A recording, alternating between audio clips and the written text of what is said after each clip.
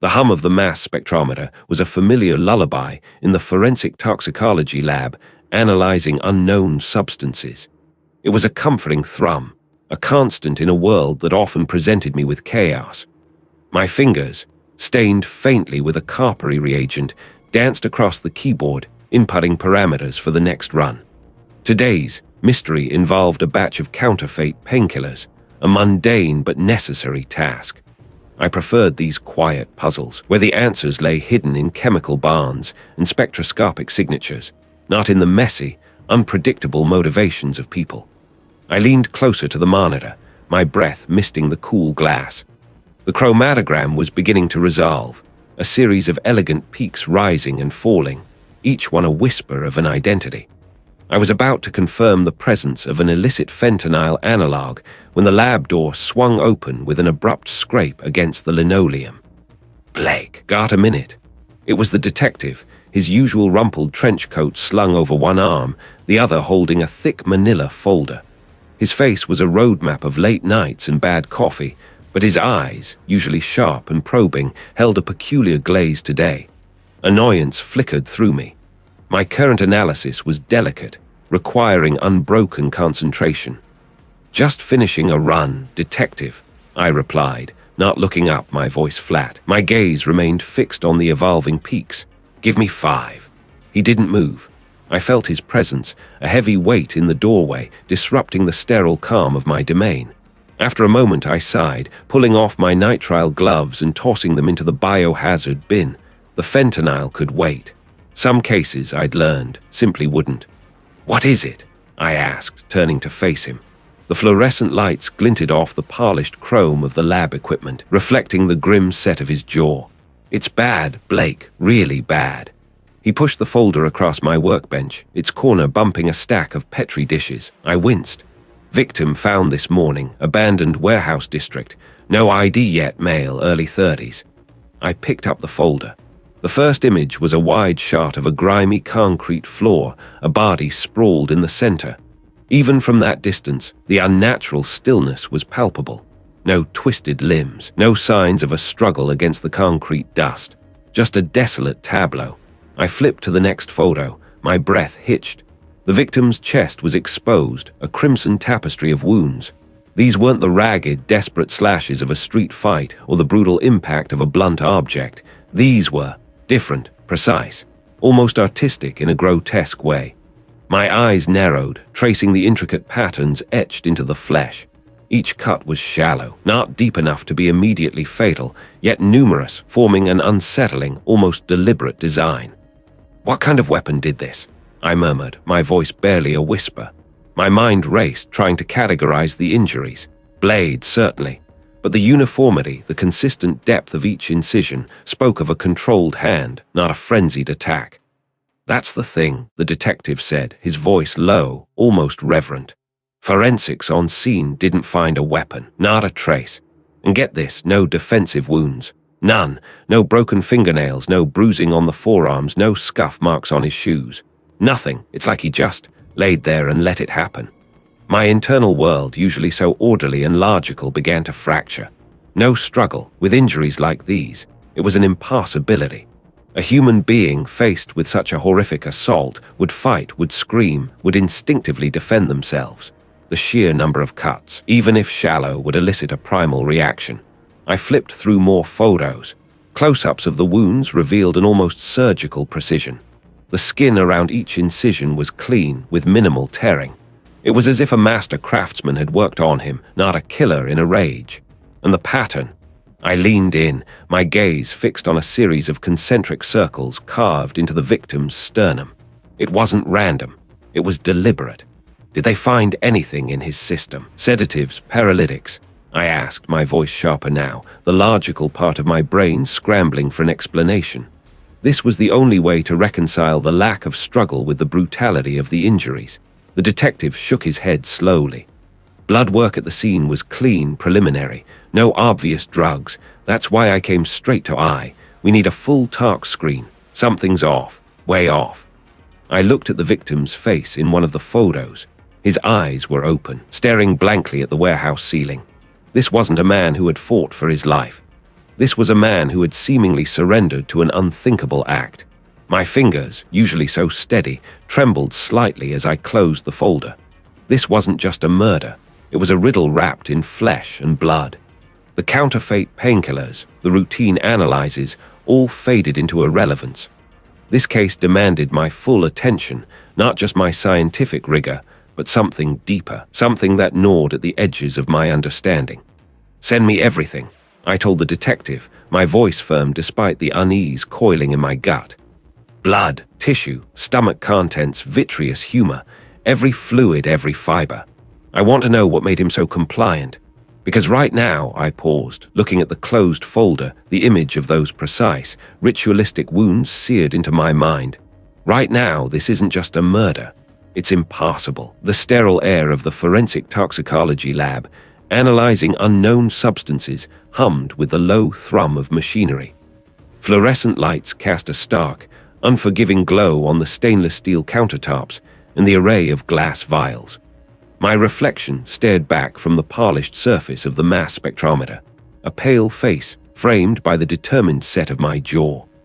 I'd been at it for hours, the scent of solvents and reagents clinging to my lab coat like a second skin. The victim's tissue samples, preserved in small, labeled containers, sat waiting their turn.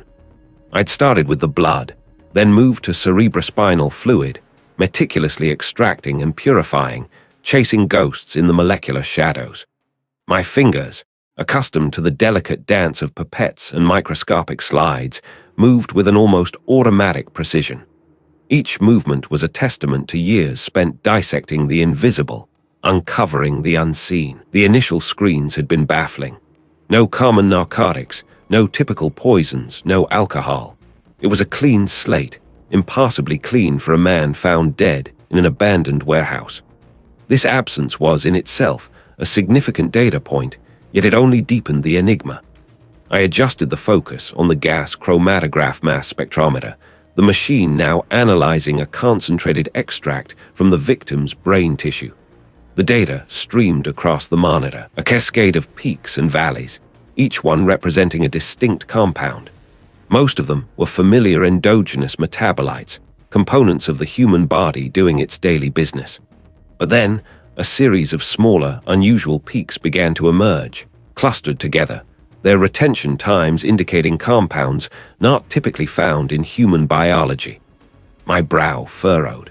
I cross-referenced the spectral libraries, the vast databases of known chemical fingerprints, but the initial searches yielded nothing definitive. "Anything, Blake." The voice, gruff and impatient, cut through the quiet rhythm of the lab. I didn't need to turn around to know it was the lead detective, his imposing silhouette now filling the doorway. He was a man of action, of tangible evidence, and the esoteric world of molecular forensics often tested his patience. "Still processing," I replied, my eyes still glued to the screen. Initial screens were clean, no common intoxicants or poisons. A sigh, heavy with exasperation, echoed behind me. "Clean, the man's dead, Blake, and not from natural causes, unless ritualistic lacerations are now considered natural." I finally turned, meeting his gaze. That's what makes it unusual, the lack of struggle, the serene expression on his face. It doesn't align with a violent death, not in the conventional sense. I gestured to the screen. I found some unusual compounds now, though. They're not registering against standard libraries. He stepped further into the lab, his presence disrupting the sterile order. Unusual how? Something exotic, designer drugs, possibly, or something else entirely. The molecular weights are relatively low, but the fragmentation patterns are unique, almost like they've been designed to avoid detection, or perhaps they're just incredibly rare. I zoomed in on one particularly sharp peak. "Look at this one. It's a complex heterocyclic compound. It doesn't match anything in the pharmaceutical or illicit drug databases, and its presence here in brain tissue is significant." The detective leaned over my shoulder, his proximity making the air feel tighter. He wasn't looking at the data, but at my face, trying to read the unspoken implications. "So, what does it do?" he pressed, his voice a low growl. I ran a quick algorithm, a predictive analysis based on structural analogs. The results flashed on a separate window, a list of potential biological activities. My breath hitched. It indicates. A powerful neural depressant, I murmured, my voice barely audible. But not a typical sedative. It appears to target specific serotonin receptors, inducing a state of profound calm, almost euphoria, while simultaneously suppressing the body's natural fight-or-flight response. The detective's eyes narrowed. Euphoria, so he was, happy, while being cut. The thought sent a shiver down my spine, a cold knot forming in my stomach. The victim's serene expression in the photos now made a horrifying kind of sense. This wasn't just a murder, it was an experience. It's more than that, I continued, my voice gaining a desperate urgency as I scrolled through the other unusual compounds. There are traces of another compound, a potent dissociative. Combined with the first, it would have created a profound detachment. He wouldn't have felt pain, not truly. He wouldn't have registered the threat. He would have been elsewhere. The detective straightened up, the implications dawning on him. Someone wanted him compliant, not just unconscious, but willing. Or at least, incapable of resistance, and perfectly at peace with whatever was happening to him. I clarified, my gaze returning to the complex chemical structures on the screen. This wasn't a random act of violence. This was precise, calculated, and horrifyingly intimate. The killer wasn't just taking a life. They were controlling the very experience of death. The comfortable detachment I usually maintained in the face of death's grim realities began to fray. This wasn't just another case, another puzzle. The air in the forensic toxicology lab, analyzing unknown substances, hung thick with the metallic tang of reagents and the faint, sweet scent of solvents. I'd been at it for hours, the hum of the mass spectrometer a constant companion, its rhythmic pulse a counterpoint to the racing thoughts in my own head. My colleagues had moved on to other cases, their initial screening attempts yielding nothing but the standard biological markers. Clean as a whistle, Blake sighed from the odd trace of caffeine, the lead toxicologist had reported, shrugging off the enigma of the victim's peaceful demise. But I knew better. That placid expression, the almost serene lack of struggle, it wasn't natural. It hinted at something far more deliberate, a chemical lullaby sung to usher in the end. My conventional workup had indeed confirmed the absence of common sedatives, opiates, or paralytics. The initial reports were right. There was no obvious culprit, but obvious wasn't a word I liked to associate with this case. I leaned closer to the monitor, my eyes scanning the intricate patterns of the gas chromatograph mass spectrometer output. The sample was minuscule, pulled from the victim's vitreous humor, a notoriously challenging matrix. Standard protocols would have stopped here, declared the victim free of pharmacological influence. But I had a hunch. More than a hunch, a persistent itch in the back of my mind. The killer wasn't just taking a life. They were orchestrating an experience. And that kind of orchestration required a very specific kind of chemical. Instead of running another broad-spectrum analysis, I decided to pivot. I loaded the sample onto a high-resolution ion mobility spectrometer, a piece of equipment usually reserved for highly specialized environmental contaminants or novel synthetic compounds. It was overkill, certainly, but sometimes I needed a sledgehammer to crack a nut that looked deceptively simple. The machine whirred to life, its internal mechanisms glowing faintly through the access panels. I adjusted the drift time, focusing the instrument's sensitivity on a lower molecular weight range, a region often overlooked for potent psychoactives. Minutes stretched into what felt like an eternity. The screen remained mostly blank, a flat line punctuated by background noise. Doubt began to gnaw at the edges of my resolve. Had I overthought it? There was the lead toxicologist right. There was I chasing ghosts in the data. I tapped my fingers on the cold steel of the workbench, the rhythm and echo of my own impatience. Then a whisper. A tiny, almost imperceptible peak began to form on the far right of the spectrum.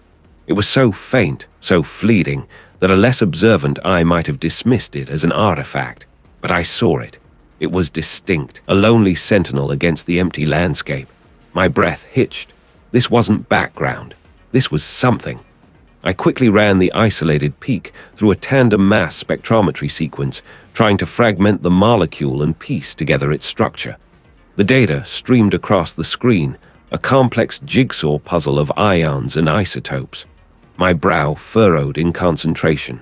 The fragments didn't match anything in our standard forensic libraries, nor the more extensive pharmaceutical databases. This wasn't a known drug, at least not one in common circulation. "Well, Blake," I murmured to myself, the sound of my own voice, a low rumble in the quiet lab. "This is where it gets interesting." I pulled up a less conventional database, one compiled from ethnobotanical studies and obscure pharmacological journals, a digital repository of compounds found in rare plants and ancient remedies. I began cross-referencing the spectral data, sifting through thousands of entries. Most were dead ends, but I was looking for a very specific profile. A compound known for inducing extreme placidity, muscle relaxation, and a dreamlike state, without causing respiratory depression or unconsciousness in moderate doses. Something that would allow the victim to remain aware, yet utterly incapable of resistance, and perhaps even accepting of their fate. The event occurred as I was about to give up and reevaluate my approach. A match flickered on the screen, not a perfect one, but tantalizingly close. The compound name, a complex string of Latin and indigenous terms, meant nothing to me initially, but the description. A potent alkaloid derived from the serpent's kiss vine, native to a remote, high-altitude region of the Andes, traditionally used in ritualistic ceremonies to induce a state of profound spiritual transcendence and physical malleability. My eyes widened. Physical malleability. That explained the precision of the injuries, the lack of struggle. It wasn't just a sedative, it was a paralytic that also induced a trance-like euphoric state. The victim wouldn't have felt pain, only an overwhelming sense of peace, even as their body was being altered. The reveal hit me with the force of a physical blow. The serpent's kiss vine was incredibly rare, its cultivation restricted to a handful of isolated communities and a few clandestine research facilities. This wasn't something I'd pick up on the street. It pointed to a highly specialized knowledge base, a group with access to obscure botanical resources, and perhaps a very specific set of beliefs or practices. I zoomed in on the geographical origin, the Andes, and then the mention of ritualistic ceremonies. The pieces clicked into place with a sickening thud. This wasn't just a murder.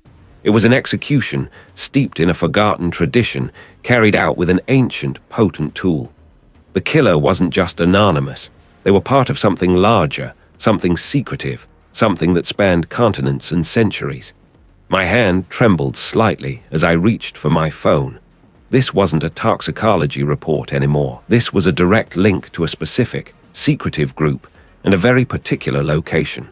The game had just changed.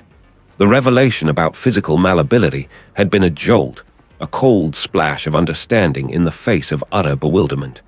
I stood amidst the gleaming chrome and humming machinery of the forensic toxicology lab, analyzing unknown substances, the ghost of that insight still prickling my skin. The air, usually thick with the faint, sterile tang of reagents and solvents, felt heavier, charged with the implications of what I'd discovered. I'd spent the last few hours chasing down the precise cocktail that could achieve such a gruesome ballet. My hands moved with a familiar, almost automatic precision, feeding samples into the liquid chromatograph mass spectrometer. The machine whirred, its internal mechanisms working to separate and identify the minute compounds in the victim's tissue. Each peak on the digital display, each spectral fingerprint, was a piece of a puzzle I was desperate to solve. I was looking for something specific now. A potent paralytic, yes, but one capable of inducing a profound, almost hallucinatory calm. The initial tests had pointed to a class of compounds, but the exact formulation, the specific blend, remained elusive. This wasn't just a sedative. It was a designer experience, a tailored oblivion. The digital readout on the screen flickered, a new set of data populating the graph. My eyes narrowed, tracing the contours of a particularly prominent peak. It was an analog, something related to what I'd suspected, but with subtle modifications. A synthetic derivative. It would explain why it hadn't shown up on standard panels. My fingers flew across the keyboard, cross-referencing against obscure pharmacological databases. The silence in the lab, usually a comfort, now felt like a held breath. Suddenly, the heavy lab door swung open with a muffled thud, making me jump. The detective, his face grim, stood framed in the doorway, his presence a stark disruption to my meticulous world. He didn't need to speak. The tension radiating from him was a physical thing. "Blake," he said, his voice low, "we have another one." My stomach clenched. It had to be. My theory, grim as it was, now had a terrifying confirmation. He nodded slowly, stepping further into the lab, his gaze sweeping over my equipment as if seeking answers in the blinking lights. "Found just an hour ago. Residential area not far from the first. A young woman. Her neighbor found her this morning after she didn't show up for work." He paused, rubbing a hand over his jaw. No signs of forced entry, no struggle, and that strange arrangement, almost like a display. He looked directly at me then, his eyes searching mine. No blood at the scene, just like the first victim. Clean, too clean.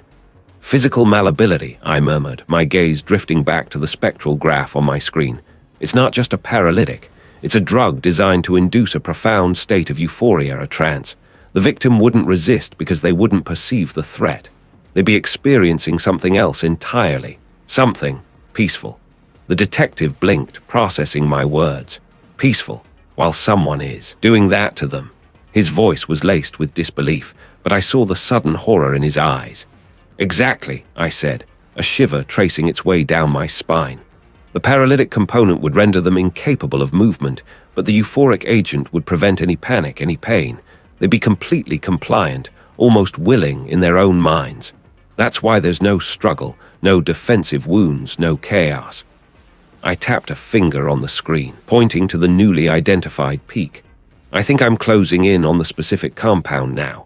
It's a highly modified synthetic opioid combined with a potent neuromuscular blocker, something incredibly difficult to synthesize without specialized knowledge and equipment." The detective ran a hand through his hair. "So, we're not just looking for a killer. We're looking for someone with a very specific, very twisted skill set." He paused, his eyes narrowing. "And now we have two victims, two displays. This isn't random, is it? This is a pattern." "It's a ritual," I corrected, the word feeling heavy on my tongue. The precision, the arrangement, the lack of struggle, it all points to a deliberate, almost artistic intent. The killer isn't just taking lives, they're creating something, and the euphoria, that's part of the design. It's not just about control, it's about the victim's experience. The silence stretched between us, punctuated only by the low hum of the lab equipment. The air felt thick with unspoken questions, with the weight of the horror we were uncovering. This wasn't just a case anymore. It was a terrifying glimpse into a mind operating on a completely different plane of understanding. "We need to move fast, Blake," the detective finally said, his voice sharper, more urgent. "If this is a pattern, there will be more, and we have no idea what connects them yet."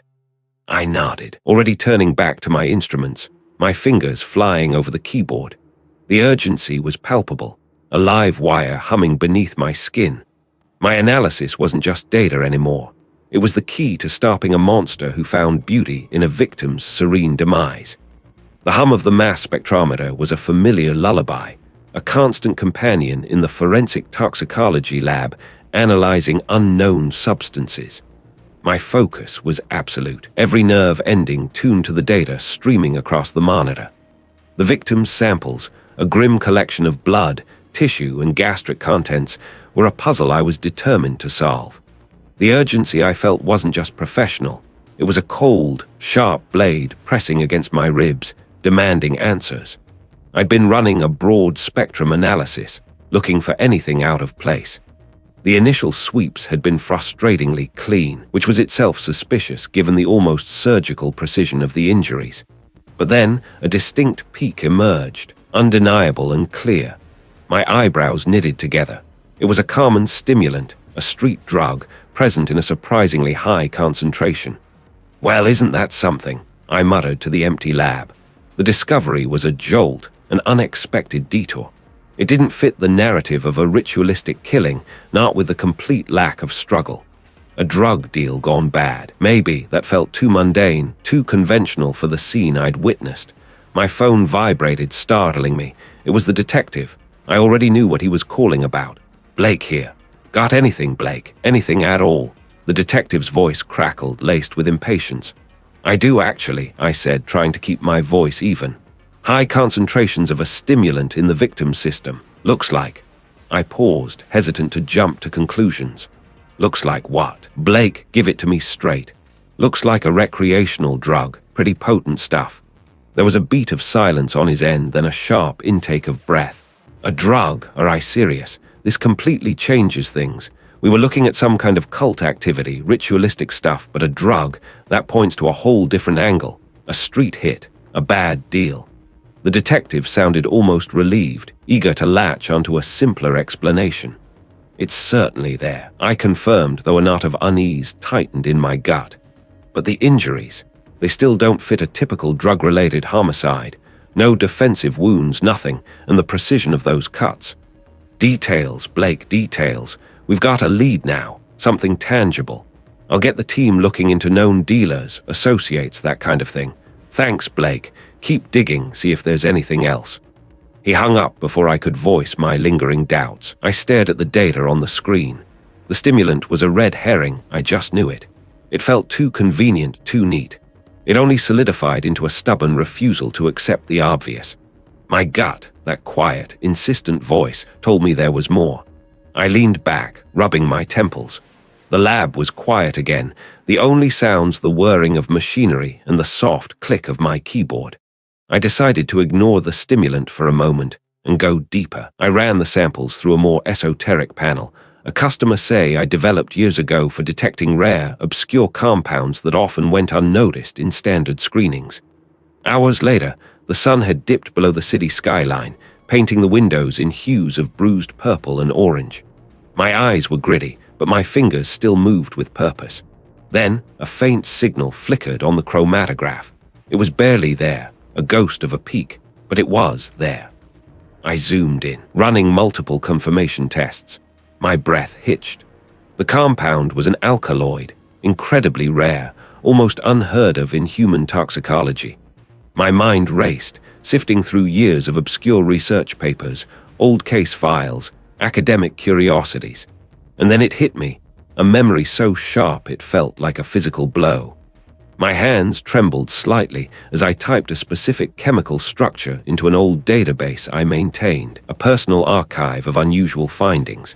The results flashed up, a single match. Case file 03B77.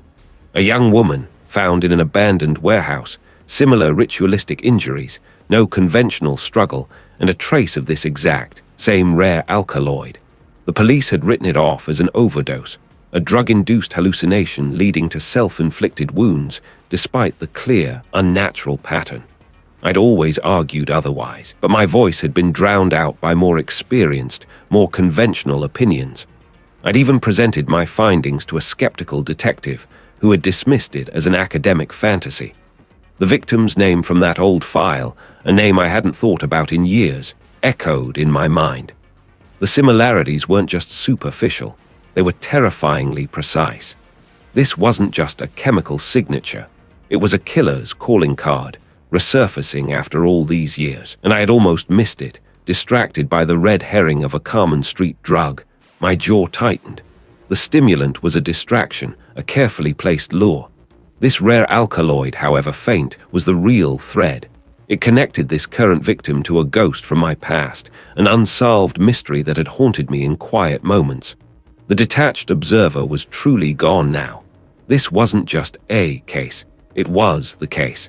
I had to make the detective understand. I had to make him see beyond the obvious, beyond the easy answer. The true killer had been dormant, waiting, and now they were back. And this time, I wouldn't let them get away. I stared at the analytical data flickering on the bank of monitors in the forensic toxicology lab, analyzing unknown substances. The stimulant. That's what the preliminary report had highlighted, what the lead detective had latched onto with almost desperate relief. But my gut, that persistent, gnawing feeling in my stomach, kept screaming it was a misdirection. Too simple, too clean, This killer wasn't clean. My colleague, a young technician named Maya, had already moved on to the next sample, her headphones clamped over her ears, oblivious to my internal struggle. Good. I needed the quiet. I needed to pick apart every single peak and valley on the chromatograms, every minuscule spectroscopic signature, not just for what was there, but for what was missing, or what was too subtle. The stimulant, a powerful amphetamine derivative, would certainly incapacitate a victim. But the injuries, they weren't the messy, opportunistic kind inflicted on a struggling target. They were precise, deliberate, almost performative. A victim thrashing under the influence of such a drug would have caused more collateral damage, more defensive wounds, more evidence of a fight. But there was none, only the chilling stillness of a body that had offered no resistance, yet hadn't been completely unconscious. I pulled up the raw data again, zooming in on the baseline noise, looking for anything that might have been filtered out as insignificant. My eyes scanned through hundreds of data points, a familiar dance of pattern recognition, searching for an anomaly that didn't fit the expected profile of common drugs or even the breakdown products of the stimulant itself. The air in the lab, usually sterile and calm, felt heavy, charged with an unspoken tension, an echo of the violence I was trying to unravel. The killer wasn't just subduing, they were controlling, manipulating. The ritualistic nature of the wounds wasn't just a signature, it was a process. And a process required a specific environment, a specific state of being for the victim. The stimulant alone didn't account for that profound lack of struggle. It had to be something else, something that induced not just physical weakness, but a psychological surrender. A terror so complete it froze the will. I started running cross-reference searches, not just for drug interactions, but for obscure neurotoxins, plant alkaloids, even rare environmental contaminants. My fingers flew across the keyboard, calling up databases on esoteric poisons, ancient ceremonial substances, anything that could create a state of dissociative paralysis or extreme suggestibility without necessarily rendering the victim fully comatose. The stimulant was a bludgeon. I was looking for a surgeon's scalpel. Hours bled into each other. The fluorescent lights hummed, casting a sterile glow on my focused face. Maya had left, her shift over, leaving me alone in the vast, silent lab. My shoulders ached, my eyes burned, but the stubborn refusal I felt earlier had solidified into an almost manic determination. I wasn't just looking for a drug anymore. I was trying to glimpse into the killer's mind, to understand their horrifying intent. Then, a flicker. A minute, almost imperceptible blip on a secondary mass spectrometry run, tucked away in a corner of the data I'd almost dismissed as background noise. It was a molecular signature I didn't immediately recognize, too small to be significant on its own, easily overlooked amidst the overwhelming presence of the stimulant. But it was there, and it was unusual. I isolated the signature, running it through a more specialized library. The system word processing, cross-referencing. This was it. This felt different. The results flashed. A match. Not a full one, but a strong partial. A rare terpene alkaloid. Specifically, traces consistent with scopolamine and atropine, not the kind of levels I'd see in a therapeutic dose or even a typical poisoning. These were microdoses, almost homeopathic in their concentration. My mind raced. Scopolamine, atropine, derived from plants like datura, often called jimsonweed or devil's trumpet, known for inducing vivid hallucinations, amnesia, and a profound, terrifying state of waking paralysis where the mind is lucid but the body is utterly unresponsive. When combined with a powerful stimulant like the one found in the victim, the effect would be catastrophic. The stimulant would heighten awareness, sharpen perception, while the alkaloid would lark the body, creating a living nightmare of conscious helplessness. The killer didn't want an unconscious victim. They wanted an aware victim, one fully present for their own demise, unable to move, unable to scream, experiencing every ritualistic cut with horrifying clarity. The stimulant was the lure, the jolt to consciousness, while the alkaloid was the invisible cage. This wasn't just about incapacitation, it was about psychological torture. It was about control. I stared at the chemical structure on the screen, a knot of ice forming in my stomach. Datura. It grew in specific conditions. Disturbed ground, old ruins, neglected gardens. It wasn't something I just stumbled upon in a suburban backyard. It was cultivated, or found in very specific, often secluded environments. My hands, usually steady, trembled slightly as I called up botanical maps. This wasn't just a drug profile anymore. This was a geographical clue, a lead to a specific type of place, a lair. The killer wasn't just a sadist. They were a collector, a cultivator, someone with a deep, twisted knowledge of ancient poisons and their psychological effects. The phone on my desk buzzed, startling me. I ignored it. I needed to process this. The tension in the lab, which had been a quiet hum, now vibrated through my bones. I was closer, dangerously closer. The game had just escalated. My gut, that persistent, gnawing feeling, wasn't about the stimulant itself. It was about what the stimulant wasn't. The preliminary report had highlighted the stimulant, a common amphetamine derivative, as the obvious culprit for the victim's rapid incapacitation. The lead detective had latched onto it with almost desperate relief, a clean answer to a messy death. But those unusual, almost ritualistic injuries, the complete lack of conventional struggle, they didn't quite fit. A simple stimulant, even a potent one, usually provoked a frantic, desperate reaction before collapse. Not this serene, almost theatrical submission. I leaned closer to the screen, adjusting the spectral analysis overlay. The amphetamine showed up clear as day, a sharp, undeniable peak. But beneath it, almost swallowed by the noise, was a whisper of something else. A minute, almost negligible signature that the automated systems, programmed for common narcotics and poisons, had dismissed as background interference. My fingers hovered over the keyboard, a tremor of intuition guiding them. I isolated the anomaly, amplifying its signal, stripping away the dominant chemical noise. The faint curve resolved into a distinct pattern, complex and intricate, unlike anything I'd encountered in standard toxicological profiles. This wasn't an accidental impurity. This was a deliberate, synthesized compound. I cross-referenced the unique spectral fingerprint against my personal database, a meticulously compiled collection of esoteric substances, obscure neurotoxins, and experimental pharmaceuticals I'd been building since my graduate days. The database word processing the request, and then a match flashed. My breath hitched. It was a derivative of a rare plant alkaloid, known for its potent paralytic properties, but modified, artificially enhanced, and crucially, when combined with a specific class of stimulants, it created a synergistic effect, rapid onset paralysis, but with cognitive function largely unimpaired.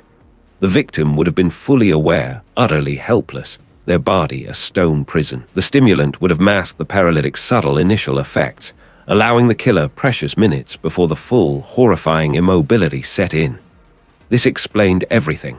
The lack of struggle, the pristine scene, the time the killer had to meticulously inflict those grotesque, ritualistic wounds. A cold dread seeped into my bones. This wasn't some street drug. This was sophisticated, bespoke chemistry. The kind of knowledge, the kind of equipment, the kind of intellect required to synthesize something like this. It narrowed the field to a terrifying few. My mind raced, sifting through faces, names, access logs. Who had the botanical expertise, the chemical insight, the sheer audacity. And then it hit me, a sickening lurch in my stomach. The pieces clicked into place with a horrifying finality. It wasn't just who could make it, but who knew I was looking for something like this, who had been subtly guiding my initial inquiries, always nudging me towards the obvious stimulant, away from the microscopic, the esoteric. A shadow fell across my monitors. I didn't need to look up. The scent of antiseptic and old paper, faintly overlaid with something metallic, was unmistakable. "Still at it, Blake," a voice, smooth as polished granite, inquired from behind me. "I thought you'd be celebrating a breakthrough. The stimulant, it's a solid lead." My fingers tightened on the edge of the desk. I swung my chair around, forcing myself to meet the gaze of the head of the toxicology department, a man whose mentorship I had once valued. A man whose brilliant, aging mind I had admired. A man who now stood before me, a murderer. "It is a lead," I answered, my voice surprisingly steady, though my heart felt like a trapped bird beating against my ribs. But not the whole story. Not even close. I gestured to the screen, the amplified spectral curve of the paralytic agent glowing ominously. This, however, is the whole story, or at least the beginning of it. The head of the department's expression didn't waver, but a subtle shift, a tightening around his eyes, betrayed him. "What is that, Blake? More noise. You're chasing phantoms again." He even managed a dismissive, paternal chuckle. "It's no phantom," I countered, pushing myself to my feet, placing the desk between us. My hands, usually clumsy, moved with purpose as I brought up the comparative analysis. It's a modified form of Ancestrocladus haeninus alkaloid, specifically a highly refined synthetic derivative. It causes immediate, complete neuromuscular blockade. The stimulant merely ensures the victim is awake and aware for the process. I paused, letting the implications hang in the air. The ritualistic injuries, the meticulous cuts, they weren't performed in a frenzy. They were performed with surgical precision on a living, conscious statue. His gaze finally dropped to the screen, a flicker of something unreadable in his eyes. "Fascinating, Blake, but how does this connect to our victim?" "It connects because this specific compound, this unique modification, was present in the victim's tissues. And it connects because I've only ever seen this exact molecular signature in one other place," I responded, my voice dropping. "Your research notes from 2 decades ago, the ones detailing your discontinued work on enhanced paralytics for surgical applications, the ones you thought were safely buried in the archives." The air in the lab grew heavy, thick with unspoken accusation. The head of the department's composure finally cracked. A thin, predatory smile stretched his lips. "Impressive, Blake. You always were observant. A shame you had to be so thorough." He took a slow step towards the desk, his hands clasped behind his back, a posture I now recognized as a precursor to his most dangerous pronouncements. "Some secrets, my boy, are better left undisturbed." My eyes darted to the emergency alarm button on the wall, then back to him. I knew what he was capable of. I had to act now. I killed them because they were close to exposing my past, weren't I? My unethical experiments, my ambition overriding my conscience. The stimulant was a clever misdirection, but I underestimated my persistence. He lunged, not for me, but for the workstation, his aim clearly to delete the damning evidence. But I was faster.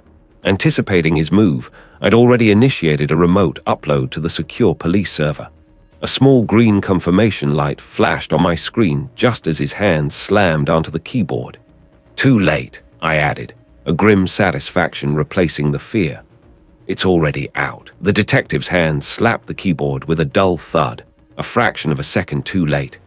My fingers, surprisingly steady, had already released the key, the green light on my monitor a silent sentinel of my victory.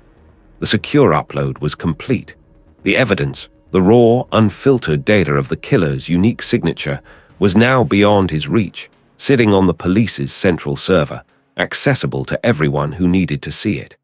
For a moment, we just stared at each other. His face was a mask of disbelief, then a slow, creeping fury that made the air crackle. My own heart, which had been a frantic drum solo just moments before, now settled into a strange, heavy rhythm. The adrenaline that had propelled me through the confrontation began its slow, inevitable retreat, leaving a hollow ache in its wake. Before either of us could move or speak again, the lab door burst open. A uniformed officer, his hand already on his sidearm, froze at the sight of the detective hunched over my workstation, his grip tight against the desk. Behind him, another officer, then a supervisor, their faces a mixture of confusion and alarm. "What's going on here?" the supervisor demanded, his voice cutting through the sudden, thick silence. The detective straightened slowly, his eyes still locked on me, a promise of retribution simmering beneath the surface. "Nothing, just a misunderstanding," he growled, but his voice lacked its usual authority. "A misunderstanding that involved you lunging at my workstation, attempting to delete crucial evidence," I stated, my voice clear, though there was a slight tremor I couldn't quite suppress. The words hung in the air, heavy and undeniable. The supervisor's gaze snapped between us. The uniformed officers exchanged uneasy glances. It was clear they'd heard enough. The narrative had shifted, irrevocably. They knew the detective had been implicated in something serious. Two officers immediately moved to flank the detective, their presence a silent, undeniable restraint. As they escorted him out, the lab, which had felt so claustrophobic moments ago, suddenly seemed vast and empty. The supervisor approached me, his expression grim. "Blake, can you explain exactly what happened?" I recounted the events, concisely, professionally, my voice regaining its usual analytical composure even as my hands still felt a little shaky. I explained the data, the pattern, the detective's attempts to suppress it. The supervisor listened, nodding occasionally, his jaw tight. When I finished, he just stood there for a moment, absorbing it all. "We'll need everything you have on this. All your notes, all your logs. Secure this workstation. And Blake, thank you. You did the right thing." The right thing. The words felt heavy, like lead in my stomach. The right thing felt like a betrayal, even if it was a necessary one. The weight of it pressed down on me, the realization that I had just brought down a colleague, a man who had been part of our team, however flawed. It was a strange, unsettling feeling, a mix of vindication and profound sadness. My usual detachment, my scientific objectivity, felt distant, almost alien. This wasn't just data anymore. It was personal. After the supervisor left to make calls, I sat back in my chair, the screen still glowing with the green confirmation light. My lab, my sanctuary, now felt tainted, scarred by the confrontation. I needed to move, to do something tangible, to escape the lingering tension that clung to the air like a pall. A few minutes later, a different detective, one I recognized as part of the wider investigative team, poked her head in. Her expression was sympathetic, but urgent. "Blake, we just got a preliminary report back from the medical examiner. There were traces of an unknown substance in the victim's system, something that could explain the lack of struggle, the almost peaceful state. We need you in the forensic toxicology lab analyzing unknown substances immediately.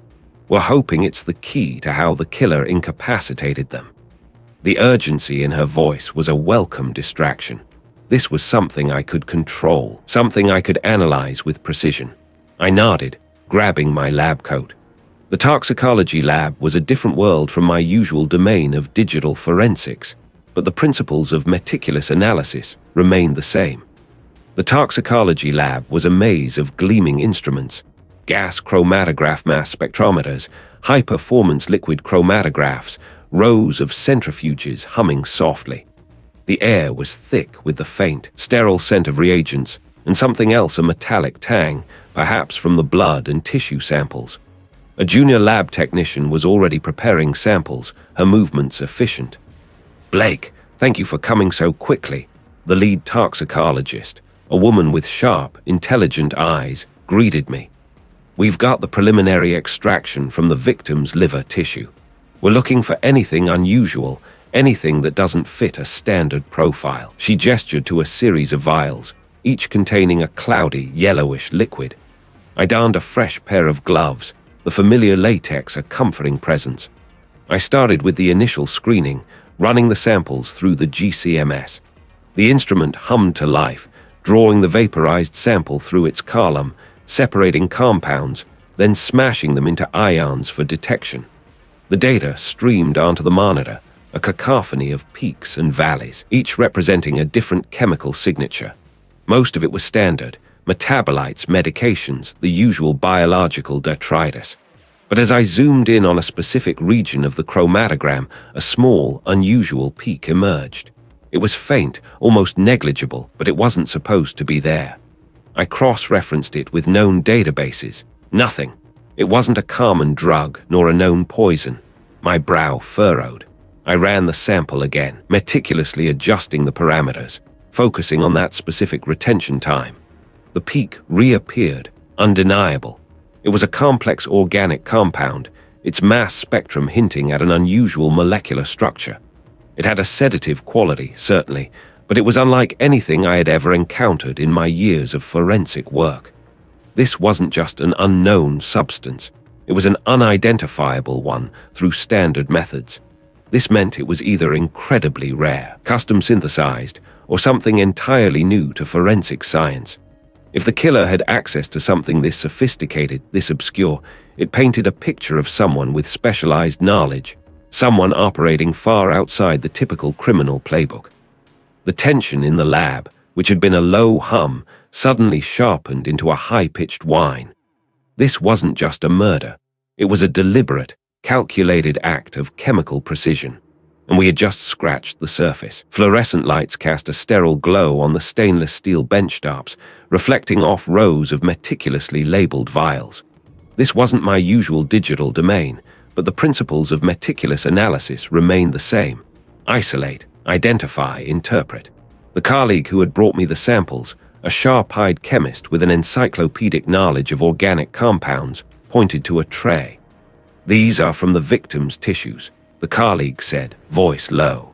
"And these," they continued, gesturing to another set, "are from the unusual residue found at the scene. We've run preliminary screens. Nothing common is hitting." I pulled on a fresh pair of gloves, the latex snapping against my wrists. The air here was thick with the faint, metallic scent of reagents and the underlying, almost sweet, smell of biological samples. I picked up a vial containing a clear, viscous fluid extracted from the victim's liver. My fingers traced the cold glass. No conventional struggle. The detective had emphasized ritualistic injuries. That combination had gnawed at me.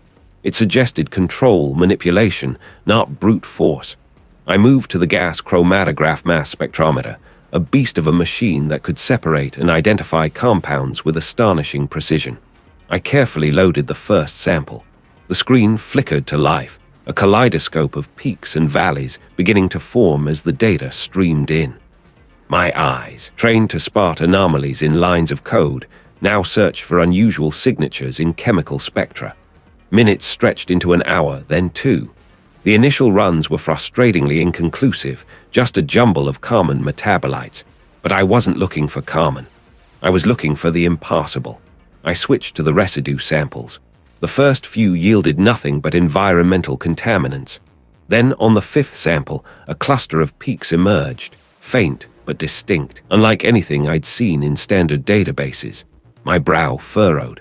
I cross-referenced, adjusted parameters, reran the analysis with a different column. The peaks persisted, growing clearer. It was a complex organic compound, a polykeride, but not one I immediately recognized from synthetic drug profiles. My mind raced, sifting through obscure toxicology journals I'd sometimes skimmed out of sheer curiosity. The structure began to crystallize in my mind, a peculiar arrangement of carbon rings and oxygen atoms. I pulled up specialized botanical toxin databases, and there it was, a match. My breath hitched.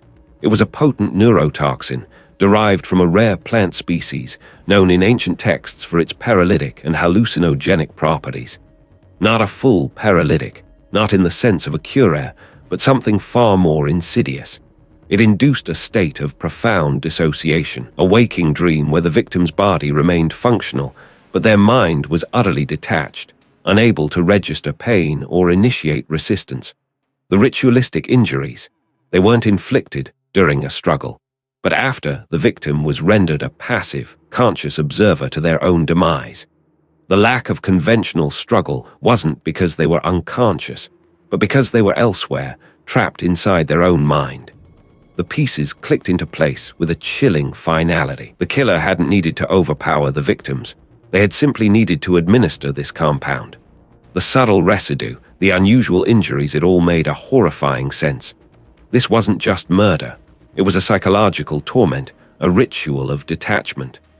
The dark secrets of the case, the almost mythical quality of the killer, suddenly felt very real, very human, but twisted by an ancient, forgotten knowledge. I called the detective immediately, my voice tight with a tension I hadn't realized I was holding. "I have it," I stated, skipping pleasantries. "The substance, it's a neurotoxin, causes complete dissociation. The victims were aware, but unable to react, unable to feel pain in the conventional sense." I explained the mechanism, the plant origin, the implications. "Explains everything," the detective finally said, the usual gruffness replaced by a raw understanding. The impassable killer was just using a very old trick. The identification of the neurotoxin provided the critical link. It led the investigative team to a niche collector of rare botanicals, a recluse with a fascination for ancient death rituals and a history of erratic behavior. Within days, the killer was apprehended. Justice, in its stark, uncompromising form, was served. The sterile lab, which had once felt like a sanctuary from human messiness, now felt charged with the echoes of suffering. I had always believed in the detached purity of data, the objective truth revealed by science. But this case, this poison, had stripped away that illusion. It wasn't just about identifying compounds. It was about understanding the depths of human cruelty and the resilience of the human spirit, even in its most vulnerable state. The truth was far more terrifying and far more human than any spectral presence. The experience in the toxicology lab, stepping beyond my usual digital comfort zone, had been transformative. I realized that my purpose wasn't just to analyze data, but to connect it, to translate the silent language of evidence into a narrative of justice. I found myself volunteering for cross-disciplinary projects, eager to learn from the chemists, the biologists, the ballistics experts. My conversations with the detective shifted too. They became less about data handoffs and more about collaborative problem-solving, about understanding the broader context of a case.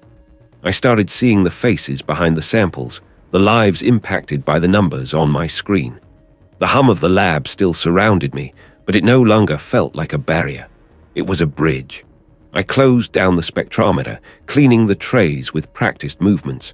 The case was closed, the killer behind bars, but the echoes of its lessons resonated. My pursuit of justice had evolved. It was no longer a solitary quest for isolated facts, but a shared endeavor, a tapestry woven from disparate threads of evidence, each one a testament to the quiet power of meticulous observation and the profound responsibility of those who seek the truth.